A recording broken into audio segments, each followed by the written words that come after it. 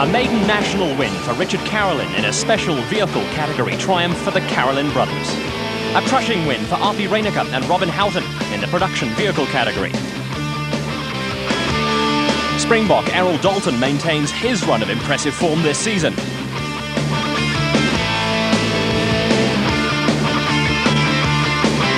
And Vickers van Deventer totally dominates the opposition in the quad racer category. Toyota proudly presents highlights of the Toyota 1000 Desert Race, one of the toughest off-road events in the world.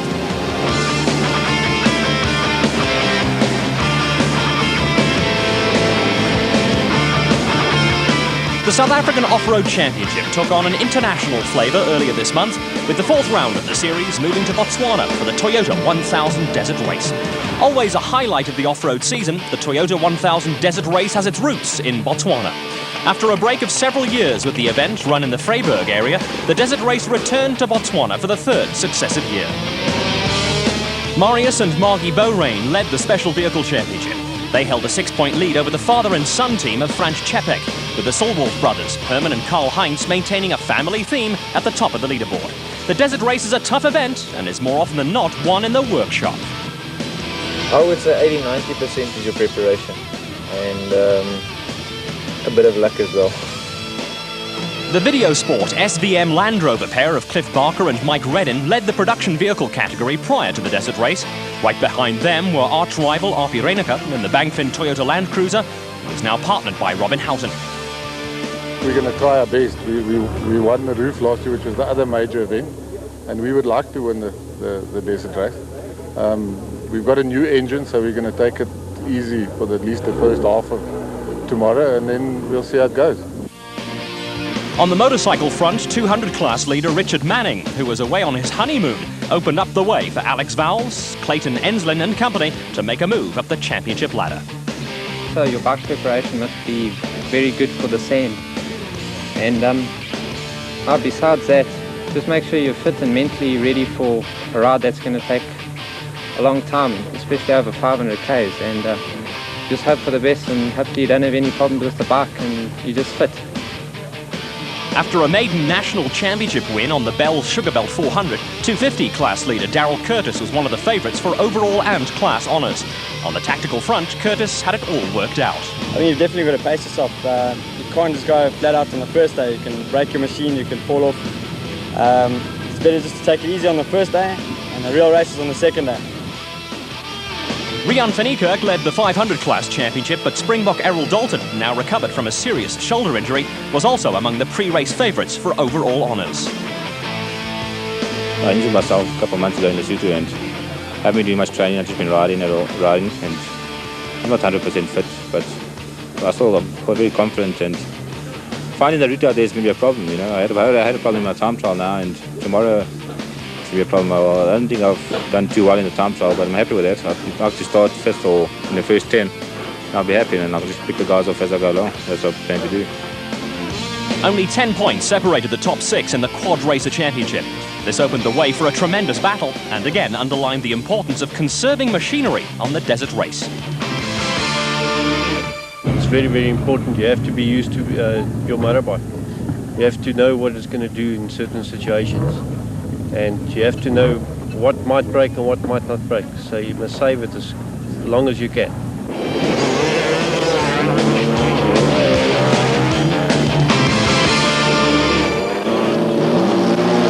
The Toyota 1000 kicked off with a short time trial to determine start positions for Racing Section 1 the following day. Apart from determining start positions, the time trial offers competitors a quick look at the sort of conditions they can expect along the route. Time elapsed on the trial is added to overall race times and can be a double-edged sword. Running into problems on the time trial puts early pressure on crews who have to make up for lost ground when the real racing starts.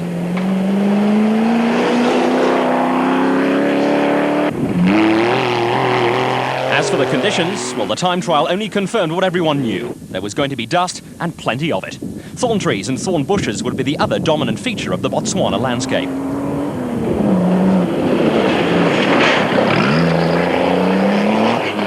With 1,000 kilometres of tough racing ahead of them over the next 2 days, most crews are content to take it easy on time trials. The Toyota 1000 has never won on the first afternoon, and while a good start position can be an early psychological boost, it's not a critical factor.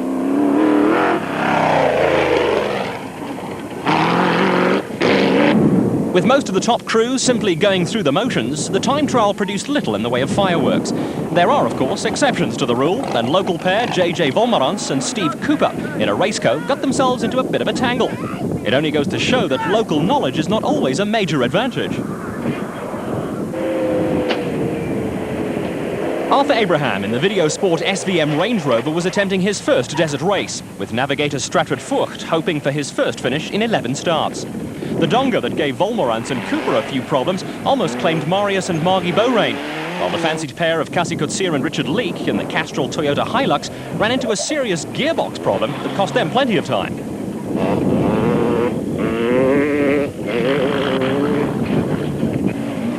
Nick Harper and Richard Hill in the Pro-M Rock Oil Raceco were another crew to run into problems on the time trial. They were not alone, with Arpie Reinacher and Robin Houghton in the Bangfin Toyota Land Cruiser dropping back after a series of punctures.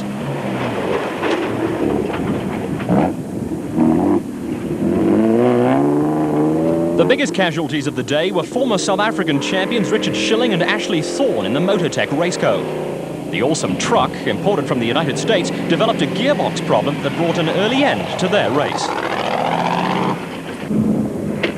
Reigning production vehicle champions Cliff Barker and Mike Redden in the Video Sport SVM Land Rover took it easy to finish out of the top 10. And at the end of the day, it was the Carolyn brothers, Richard and Bucks, who set the fastest time in the single-seater lubrication equipment Raceco they were to share over the next 2 days. Special vehicles dominated the time trial, with the Sani Motorsport Nissan of Neil Woolrich and Paul Vermaak the only production vehicle in the top 10. The Quad Racer Brigade are a breed apart when it comes to off-road racing. These motorized bucking Broncos provide for fast and spectacular racing, and it takes enormous strength and skill to stay aboard in the sort of conditions these fellows encounter. Enjoying national championship status for the second year, the quads are now part and parcel of the off-road scene. Life in the world of off-road racing can also be a bit tough for the two-wheelers. Apart from manhandling machinery at speed through rough terrain, navigation is always a problem for off-road bikers. Both the bikers and quad racers rely heavily on distinctive and accurate route marking from the organisers.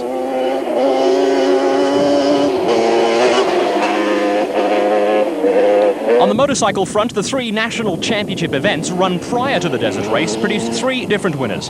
The injured Yuri Human won the Rustenburg 400, Errol Dalton took the Barbespun 500, and Daryl Curtis scored his maiden national championship win in the Sugarbelt 400. A new name was also destined for the Desert Race Trophy. After 3 successive victories, Alfie Cox is currently campaigning overseas, and his absence has thrown off-road motorcycle racing wide open. For a number of seasons, Cox and fellow Springbok Jeremy Davies dominated the off-road scene, and when the pair were around, the rest of the field was more often than not fighting over the scraps. Motorcycles in South African off-road racing are split into 3 classes based on engine capacity. The smallest class caters for machines up to 200 cc's, with the motorcycles light and maneuverable. The next class is for machines with an engine capacity of between 200 and 250 cc's, and, in terms of numbers, is the most popular category in off-road racing. The Big Banger class is for motorcycles of up to 500 cc's, with the Desert Race an event that favours the bigger capacity machines. The quad races are also split into 2 classes, depending on the degree of modification carried out on the vehicle. With national championship status a boost over the last 2 seasons, the quad category is rapidly growing in popularity, with ever-increasing fields making for close and spectacular racing. As was the case with the car categories, there were no real fireworks from the motorcyclists and the quad racers when it came to the time trial. Most of the competitors were content to take it easy, conserve energy and machinery, and generally get a feel for what was going to be a long and arduous race. Kevin Fisher set the fastest time of the day, followed by Graham McLaughlin, Gavin Nimmo, Brian Bunterquinning, and pre-race favourite Daryl Curtis. The one big name missing from the top 10 was Errol Dalton, who set the 19th fastest time. As was expected, Western Transvaal Vickers van Deventer set the fastest time in the quad category. Van Deventer was almost a minute quicker than Billy Coetzee and was followed home by Francois Smith and the Breckel brothers.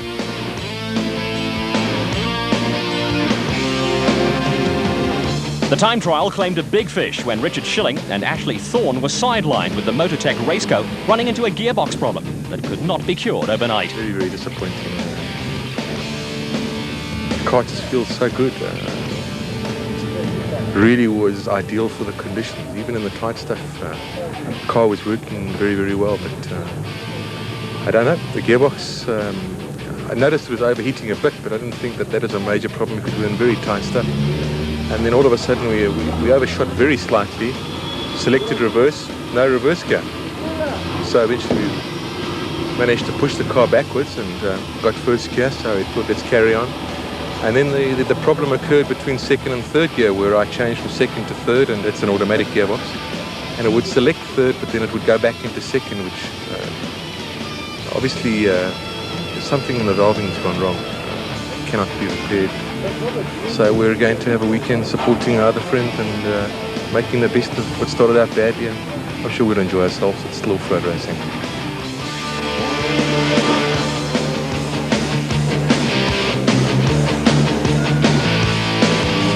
The 562-kilometre route for Racing Section 1 took competitors through to a service area at Lepepe.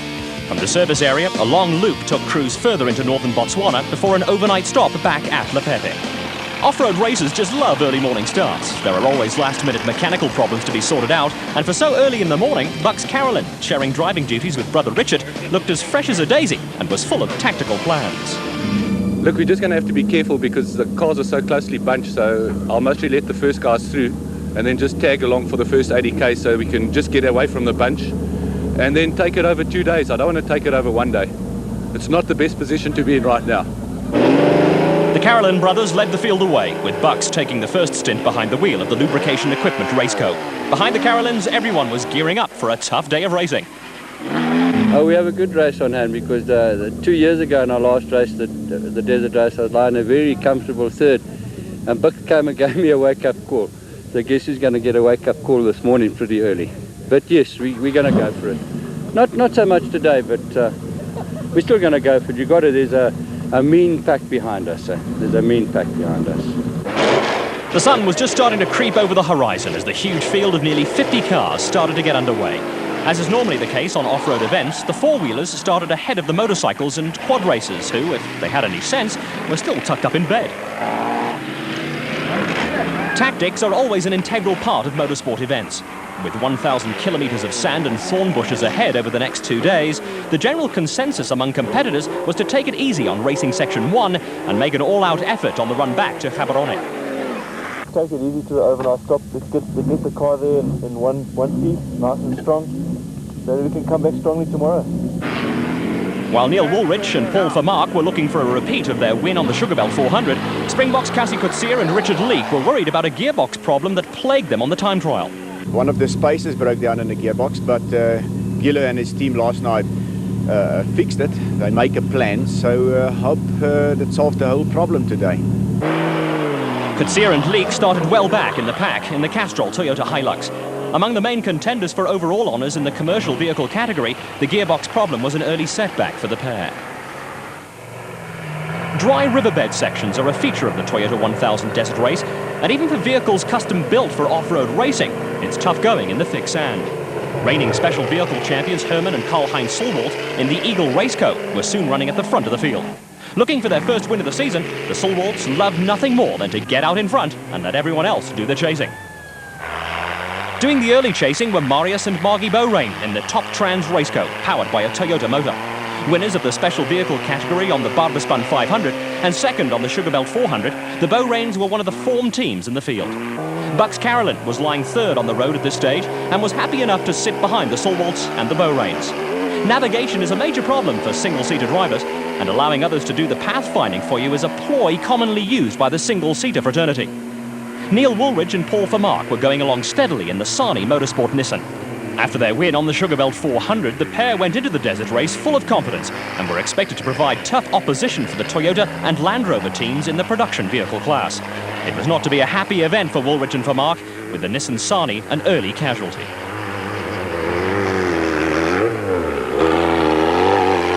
Also going along steadily at this stage were the combination of Franz Czepek, senior and junior, in the V Motors Raceco. The Chepex are dab hands at maintaining a steady and consistent pace, and for many off-road fundies were the team to watch. Behind the Chepex, all appeared well with the Castrol Toyota Hilux in the hands of Cassie Coetzee and Richard Leake. When drama struck, it came with little warning, with the Hilux grinding to a halt in the thick sand. With the Castrol Toyota stranded in the riverbed, Nardus Alberts and Peter Mathieu came steaming past in the Rapsa Raceco. Coetzee and Leake were battling to get the Toyota underway, but the look on Coetzee's face said it all.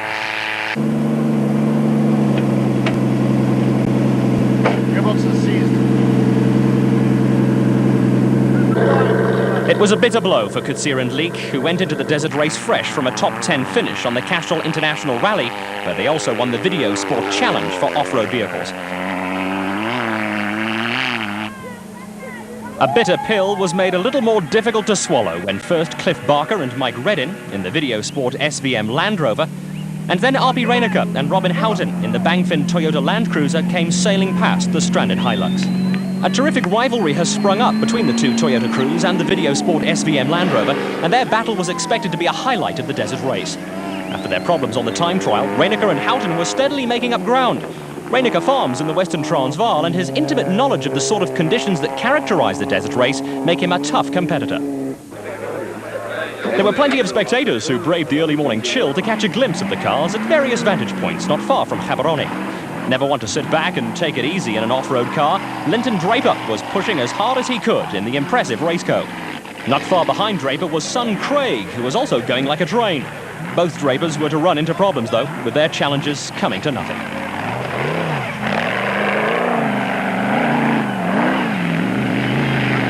For other crews, matters were also not going 100% to plan. Cars stuck on the side of the route while crews busied themselves with running repairs were to become a familiar sight.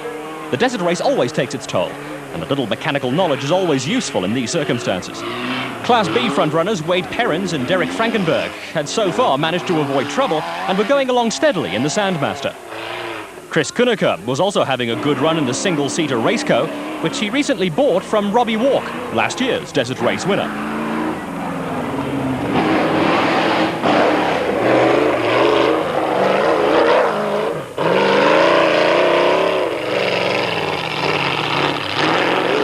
Although it was still early in the race, some good battles were starting to develop further down the field.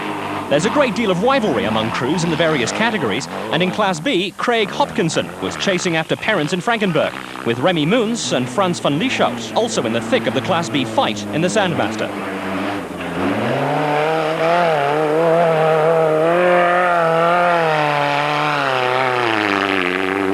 It was tough going for the crews and machinery, but the desert race is never easy.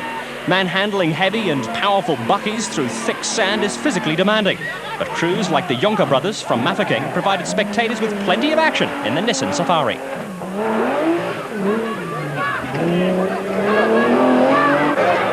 Two or three cars bunched together also provides for interesting situations. The Noble brothers, Rashid and Hazim, found themselves behind a terrific Class E battle going on between Shumi van Vuren and Fani Kotzer, and Niels Lemmer and Frans Skutter in a pair of Toyota Hiluxes. Both Toyota crews are members of the Barbaspan Motor Club, with a lot of friendly rivalry involved in the battle. The Noble brothers squeezed past Lemmer and Skutter, who then found themselves in a spot of bother. While Van Vuren and Kotzer and the Noble brothers disappeared down the road, Lemmer and Skutter found their progress temporarily halted. It called for Plan B, and with plenty of friendly encouragement from spectators lining the riverbank, the pair, taking another stab at a troublesome obstacle, was soon underway again.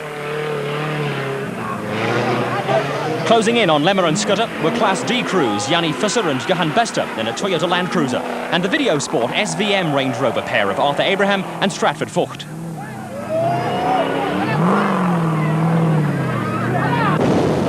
While the car competitors were tackling the tough, dry riverbed sections, the quad racers were belting along at high speed on some of the smoother sections of the route. Out in front of the quad field was Vickers van Deventer on a Yamaha, who was quickly stamping his authority on the class. Van Deventer, riding with broken ribs, was going like the clappers and had opened up a commanding lead over Francois Smit.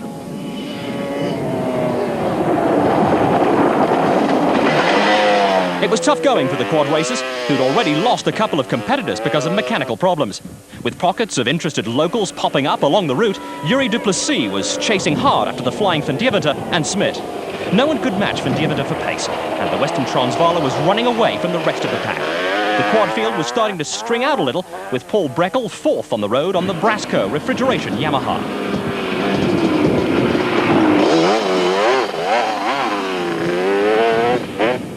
Trying to close in on the leading group of riders was Derek Johnson on another Yamaha. Johnson had a little ground to make up, but was going along steadily enough. On the bike front, it was simply a case of full speed ahead. A flying Darrell Curtis on the Pro Action AGA Panasonic KTM moved into the lead soon after the start and looked intent on quickly grinding the opposition into the dust. Curtis was being chased by Bloemfontein rider Graham McLachlan on the Lesotho Office Equipment Honda, with Gavin Nimmo on a privately entered Kawasaki slotting into third place.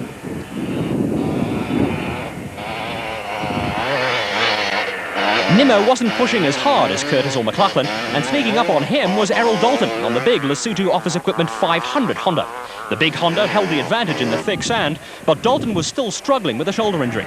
Behind Dalton, a group of riders that included Rian van Niekerk and Grant Bloemfield on 500 machines, and 200 class leader Henny Human was struggling in the thick sand. For Human in particular, it was tough going on the little 125 Honda. It didn't take long for drama to surface on the motorcycle front. Early race leader Darrell Curtis ground to a halt in the thick sand and was headed for retirement. Tell us what happened. I'm not too sure yet. Maybe the bike just got a little bit warm in the thick sand, but it should fire up now. Curtis was a little optimistic about the bike firing up, and it was the end of his race. Back with the cars, Herman and Karl-Heinz Solwald were still first on the road in the Solwald Transport Raceco. The Solwalds are the reigning special vehicle champions, but were looking for their first win of the season.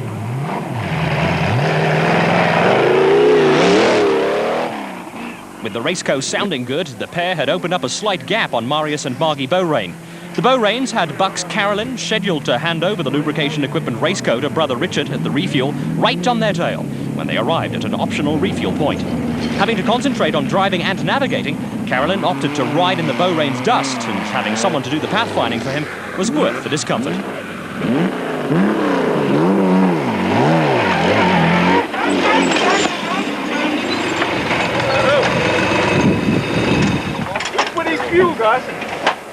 Crews were not allowed any outside assistance at the refuel points and had to do the refueling themselves, along with any running repairs that might have been needed.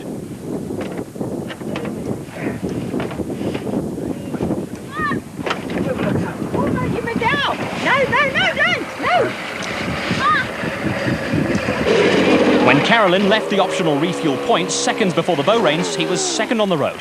While Carolyn and the Beaurains set off after the Solwalds, there was a fair bit of drama going on behind them, with most of it centering around Arpi Reiniger and Robin Houghton in the Bangfin Toyota Land Cruiser. The pair started out the day in 38th position after their time trial tribulations and were simply scything their way through the field.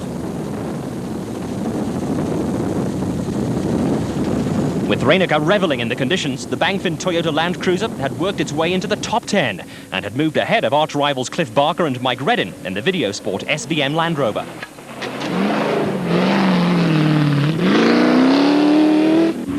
Also proving to be something of a surprise package was Chris Kunneke in the Raceco. Although the Raceco was starting to suffer overheating problems, Kunneke was holding down a place in the top 10.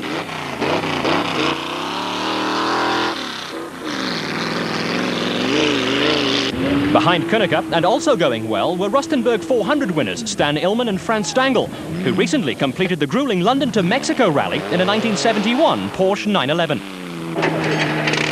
At the refuel point at Le Pepe, before crews set out on a loop that would bring them back to the overnight stop, there was plenty of activity.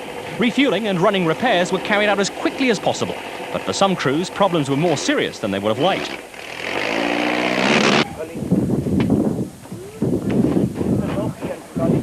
First on the road, prior to reaching the refuel point, Herman and Karl-Heinz Solwald had fallen back and were in trouble.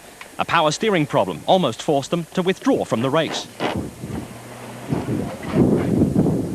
We've lost the power steering pump on about 160 k's from the start, and from there till here we've lost a lot of time. And I can't keep the car on the road. So unless we can fix it or replace it, I don't think I'll carry on. The problem was a blow for the Sulwalds, who desperately wanted to win the desert race. In the true spirit of off-road racing, the Sulwalds managed to borrow a replacement part from the Draper team. While the team set about getting the Raceco back into action, there were problems of a different kind for the Carolyn brothers and Chris Kuneker. After a breakdown on the road to Le Pepe, Richard Carolyn's racing overalls and helmet went temporarily missing, and he was unable to take over the lubrication equipment Raceco from Brother Bucks. Kuneker's service crew had also failed to arrive at the service point, and he was forced to borrow fuel from Reineker's Bangfin Toyota team, who rallied around to work on the car.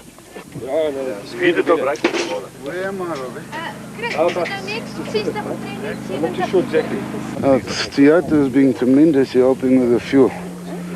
If it wasn't for them, I don't know what I'd do. With the Sulwald, Beaurain and Carolyn teams running into various problems, there had been a change in the race order. The Chepek father and son team had moved into the lead in the V Motors Raceco after a typically consistent run. Arpi Reineker and Robin Houghton were still on a spectacular charge to the field and had moved into the lead in the production vehicle category. Having their best run for a couple of events, Nardus Alberts and Peter Mathieu were third on the road in the Rapsa Raceco and going well. Alberts and Mathieu had gradually worked their way through the field, and behind them, Bucks Carolyn was still at the wheel of the lubrication equipment Raceco and going all out to make up for lost time.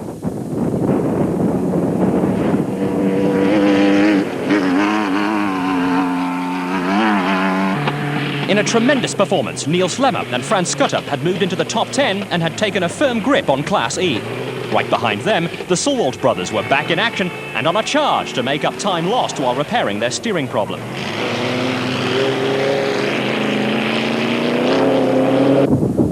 Reigning production vehicle champions Cliff Barker and Mike Redden ran into a string of punctures that cost the Videosport SVM Land Rover time.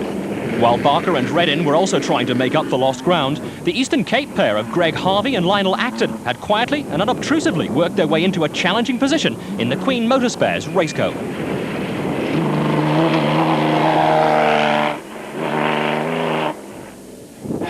On the motorcycle front, 200 class leader Henny Human and Errol Dalton on the big Honda 500 had emerged as the frontrunners. With early leader Daryl Curtis out of the picture, the two Lesotho office equipment Honda riders were going full blast. Stranded on the side of the road while the motorcyclists went their merry way were Craig Draper and Owen Philpott, who had run into problems in the Raceco.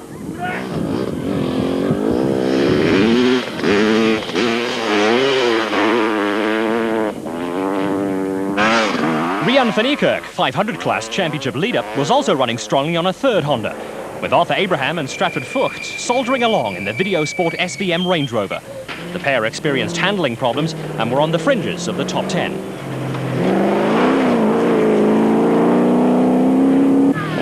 With a tough day drawing to a close, Ulrich Murray was steadily working his way through the motorcycle field on the Dicron Motors KTM.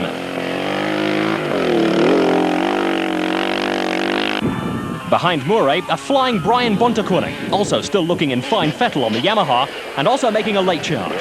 For local school kids, the motorcycles and cars constantly racing past provided plenty of spectacular entertainment, and they were noisy and enthusiastic onlookers.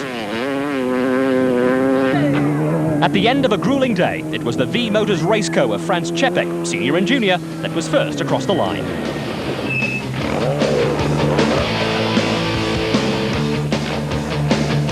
Special vehicles dominated the top 10 at the overnight halt, but in a tremendous performance, Arpi Reineker and Robin Houghton was second across the line in the Bangfin Toyota Land Cruiser and led the production vehicle category by a wide margin. This morning was terrible when we pulled out because it was still dark and none of these cars fitted with actually driving lights, so we were all looking for the markers and things, and it was also very dusty, very tight, so until it became light it was very hard to see, and then it was very difficult to see because we started in I think it was 9th position or something, and it was very dusty there. So to work your way to the front, you had to get past all these guys and all the dust.